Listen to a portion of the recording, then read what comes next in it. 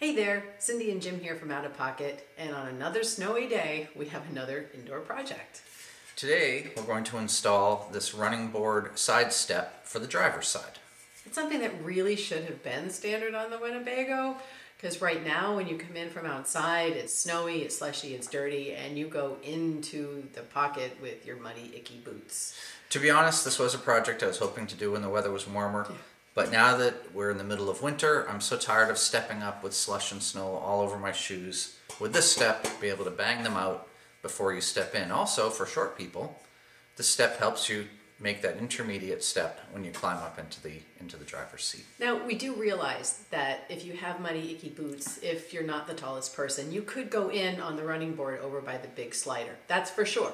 But it's an extra step. It'd be nice to just be able to go into the driver's side area without having to go through the interior of the pocket. Plus, that cargo door can be kind of a pain if you're just running in and out. Yeah. So this should be a great upgrade. I've reviewed the instructions. It looks like it should be pretty simple. Like we never say that. Yeah, no. Hopefully it'll be pretty simple. There are only 2 brackets, 6 holes to drill. Everything else bolts together. So let's get it done. Let's get it done. Okay. This is what comes in the package, the LUVERNE 36-inch running board grip step for the Promaster, Ram Promaster 1500. 2 boxes. One has the step itself with some of the hardware for the step mounting.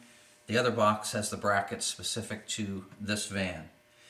There are only 2 brackets, according to the instructions. 2 holes for this one, 4 holes for this one. The step itself should go from about here back to certainly before the exhaust pipe. And it looks like it's adjustable. We'll see how far we want it to stick out, but it looks like we'll be able to adjust it. So it's tight quarters for this install today, but we'll do our best to capture everything we do in case you want to undertake this project yourself. I've got the front bracket here. They asked me to loosely assemble this spacer, which I did. What's going to happen is this is going to mount like that onto this pinch weld sandwiched in between, and then this is going to use this thing, which is going to slide into one of the frame plugs. But we deal with that second. The first job is to get this lined up on the pinch weld. Now they say that first hole should be back 7 inches from the wheel well, but what do they mean by wheel well? The plastic, this metal in here, this metal out here. It's not clear, but in any case, as I slide this back, there's a little rib in the weld. So if I go right back up against that rib and I measure, I can't really go back any further than that. That's 7 inches right there. So that's pretty much 7 inches from the metal. So I guess that's where it'll go. So I'm going to mark these 2 holes there. Make sure it's not up on that rib at all.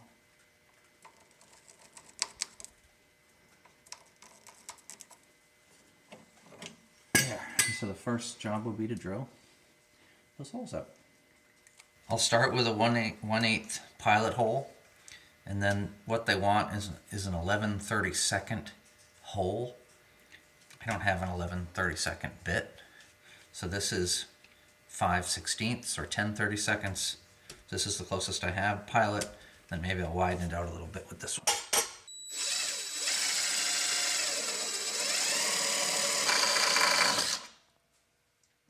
Now the 10/16. Like I said, closest I have. That's a big hole. Wow.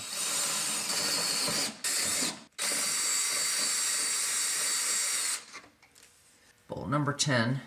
Like I said, my drill bit was a little... Oh, perfect.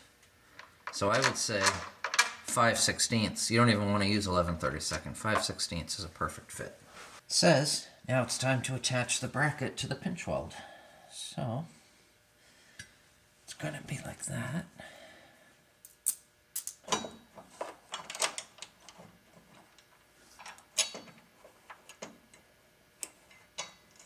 Excellent. This goes on the back.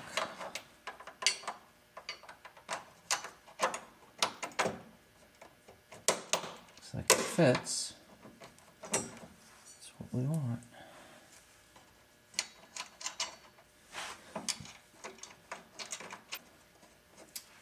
wrench in a socket and we'll tighten this down.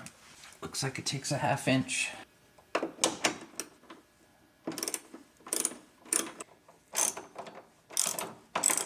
I have the rear bracket in place, just clamped with this little C-clamp to hold it while I mark everything. Took me a little while to figure out. They tell you to find this little body seam as a reference point, and the instructions say the rear bracket will mount behind that line, which is what I've done. The bracket goes back here. However, they reference a picture, and in the picture, it's mounted in front of that seam, too far forward. So I was trying to follow the picture, but I was confused. It's also supposed to mount very close to a plug that's up in the body. Because what happens is they're going to use that plug to help secure a bolt. We'll see that later. So I had to pull this plug out to get it to sit flat up there. And if you mounted it forward, it wouldn't be near this plug at all. So obviously that's wrong. So this is where it mounts. I've marked as best I can. In this case, this little plate is going to go on the front. Here's that seam I was talking about. So yeah, so we mount behind that. I did my best to mark where the holes were from the back side with the pen. Now I'm going to put this on the front side and use that as my template to drill as close as I can make it. Okay, same size holes again. Pilot hole first.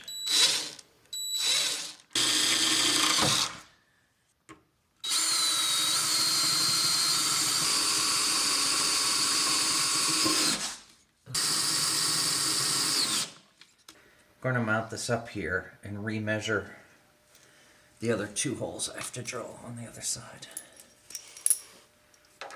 I think I can drill these holes without taking the bracket back off. What I don't want is any shavings in my head. So let's see. So the second hole is going to take this sheet metal bolt screw thing. So that one's a different size.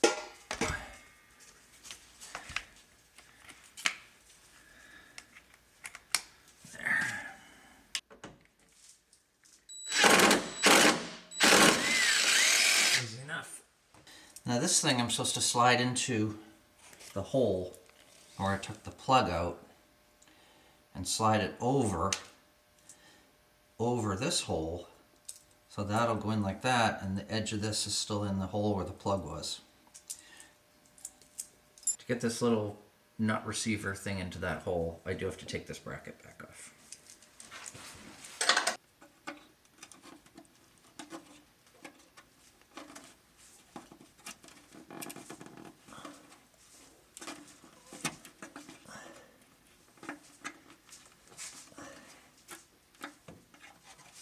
That's it. It's lined up.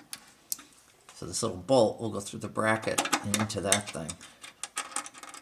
So that's what gave it something to hold it. There.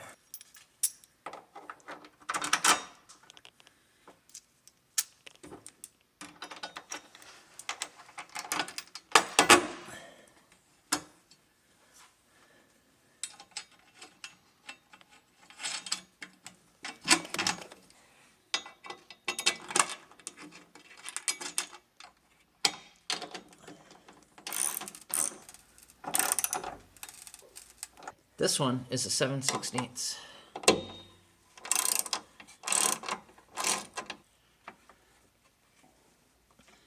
I'm going to have to fill that hole.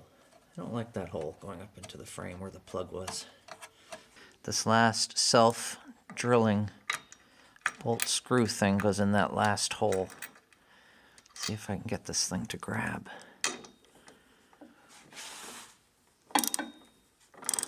There we go, it's going in.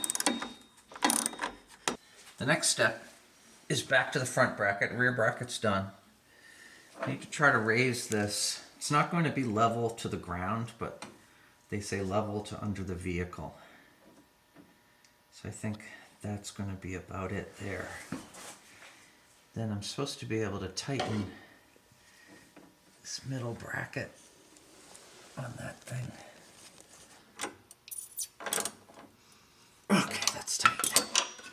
double check that.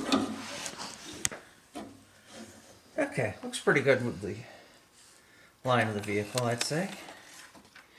There's one last step for this front bracket, and that's the top hole of that L.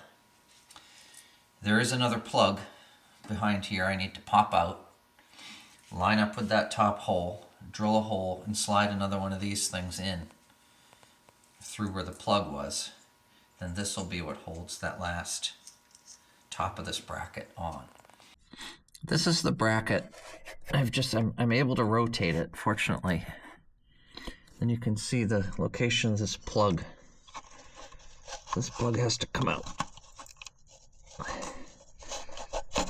like that. Then this goes like that. So this is where I'll drill the hole. And then that clip will go through that and come out behind that hole to hold the bolt. The pilot hole is drilled, but I can't get the big drill in here because of the part of the frame of the vehicle is in the way. So I'll try using a right angle drill attachment.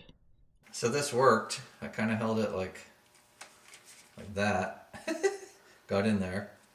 And this drill bit was a little smaller than they recommended, but the bolt went through no problem. So now here's that little clip.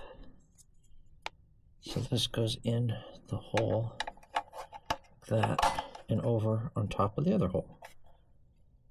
Just like that. And that will take the bolt. The bracket is back in place.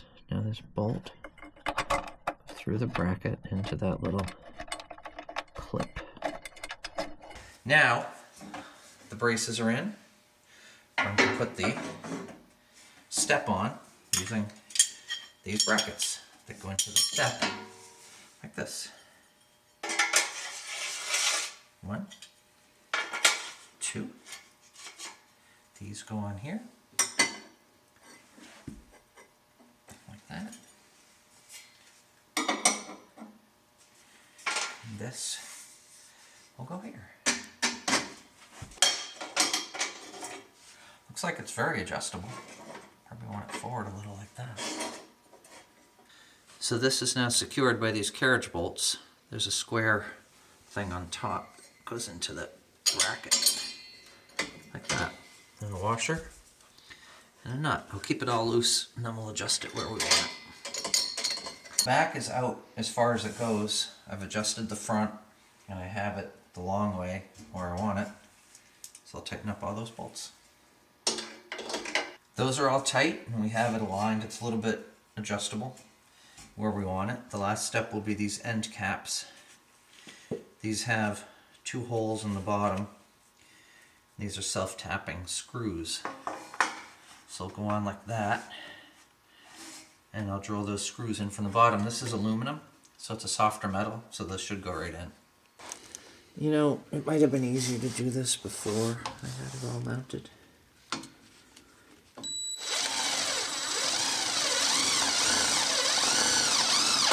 There we go. The install is complete. Actually feels really sturdy. I like that it doesn't stick out too far, like it doesn't come out any further. It's less than the ladder. And it looks good.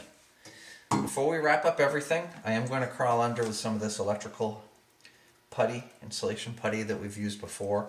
See if I can fill in those holes where the plugs used to be. And if needed, I'll put a little bit of undercoating spray on any spots that need it. But otherwise, this is done.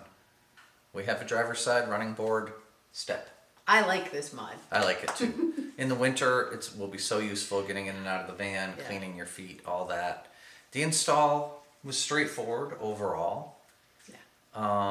One issue was the instructions in the picture for that rear bracket were a little messed up, but I was able to figure it out. And then drilling that front hole, I couldn't fit the drill. I had to use that right angle attachment. Other than that, It was pretty it straightforward. was pretty straightforward. It was a little cold, It was very cold. but it's done. Another great upgrade. I'm excited to use it.